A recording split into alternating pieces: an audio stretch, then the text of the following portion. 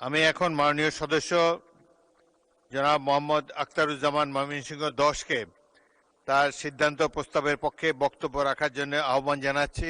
সময় 5 মিনিট। মাননীয় স্পিকার, আপনাকে ধন্যবাদ।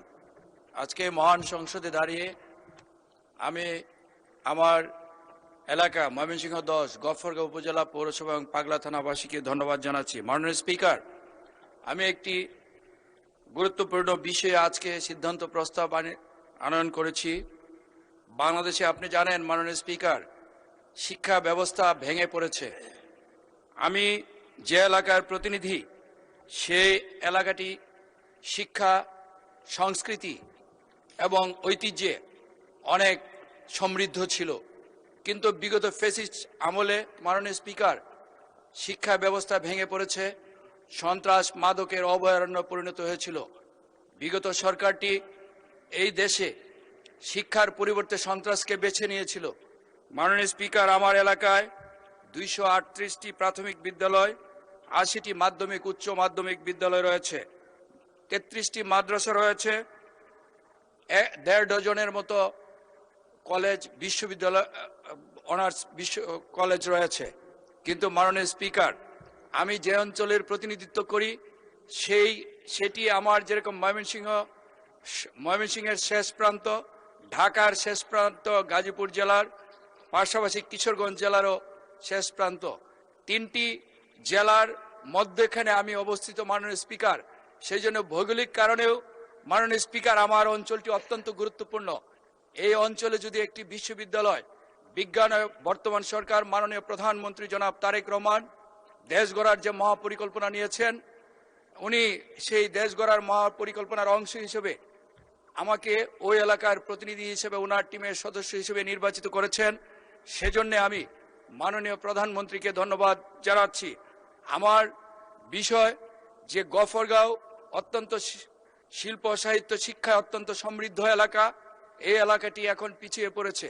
এই এলাকায় যদি একটি বিজ্ঞান এবং প্রযুক্তি বিশ্ববিদ্যালয় স্থাপন করা যায়, শুধু ময়মনসিংহ না, ঢাকার যেহেতু শেষ প্রান্ত, ঢাকা গাজীপুর জেলার শেষ প্রান্ত ঢাকা বিভাগের, তেমনি কিশোরগঞ্জ জেলারও শেষে এবং ময়মনসিংহ জেলা, 3টি জেলার মধ্যস্থলে আমি অবস্থিত। সুতরাং এইখানে যদি একটি বিশ্ববিদ্যালয় স্থাপন করা যায়, তাহলে অত্যন্ত সেই বিশ্ববিদ্যালয়টিতে আমাদের সেই অবহেলিত জনপদের মানুষ, যেমনি ছাত্ররা যেরকম লেখাপড়া করতে পারবে, দূর দূরান্তে যেতে হবে না, ঠিক তেমনি পার্শ্ববর্তী জেলাগুলোরও যারা আমাদের ছাত্রছাত্রীরা আছে, তারাও সেখানে পড়াশোনা করে ভবিষ্যতে এই দেশ গড়ার আমাদের মাননীয় প্রধানমন্ত্রীর যে মহাপরিকল্পনা, সেই পরিকল্পনা বাস্তবায়িত হবে এবং তারা এই দেশ গঠনে ভূমিকা রাখতে পারবেন।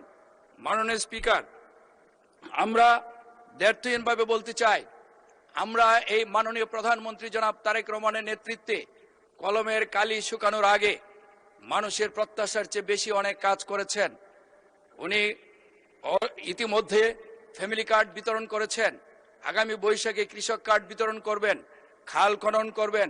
দেশ সংস্কার করতে হলে আমরা বিশ্ববিখ্যাত মনীষীর কথা শুনেছি যে আমাকে একজন শিক্ষিত মা দাও, তোমাকে আমি একটি শিক্ষিত জাতি দিব। আমরা যদি শিক্ষা ব্যবস্থাটাকে যদি ঢেলে সাজাতে না পারি, আমরা যদি উচ্চ শিক্ষায় আমাদের সন্তানেরা যদি শিক্ষিত না হতে পারে, তাহলে আমাদের এই দেশ গড়ার পরিকল্পনা বাস্তবায়ন হবে না। মাননীয় স্পিকার, আমি আমার এলাকায় যে বিজ্ঞান এবং প্রযুক্তি বিশ্ববিদ্যালয় হোক, পাবলিক বিশ্ববিদ্যালয় হোক, একটি বিশ্ববিদ্যালয় স্থাপন, এই আমাকে যিনি আবিষ্কার করেছিলেন আমাদের মাননীয় আপসীন দেশনেত্রী, দেশমাতা বেগম খালেদা জিয়া, যিনি আজকে আমি এই সংসদে এসেছি, উনি 2013 সালে একদিন আমাকে গুলশান অফিসে বলেছিলেন, তুমি ওখানে কাজ করো। মাননীয় স্পিকার, যে আজকে মহান নেত্রী আমাদের মধ্য থেকে হারিয়ে গেছেন, আজকে এখানে যিনি সংসদ নেতা হওয়ার কথা ছিল, আজকে উনি আমাদের মধ্যে নেই। আমি ওনার আত্মার মাগফিরাত কামনা করছি।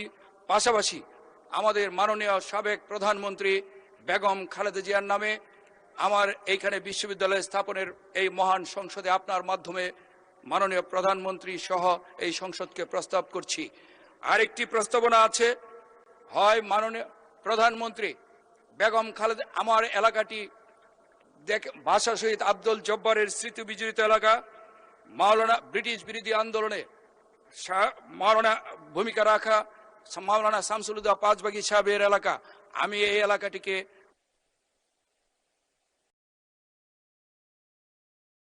ধন্যবাদ। ধন্যবাদ মাননীয় সদস্য।